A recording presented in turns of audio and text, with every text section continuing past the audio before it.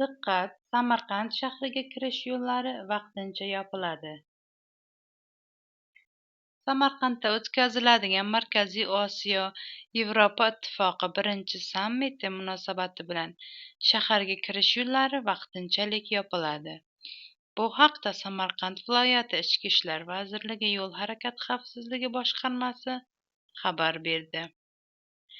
Qayd etilishicha, 3, 4, 5 aprel kunlari viloyat hududidan tranzit o'tuvchi transport vositalari uchun aylanma harakat tashkil etiladi.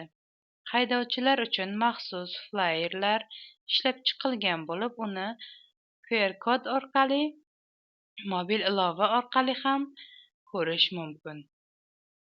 Hurmatli haydovchilar, belgilangan tartib-qoidalarga qat'iy amal qilishingizni so'rab qolamiz, deyiladi xabarda.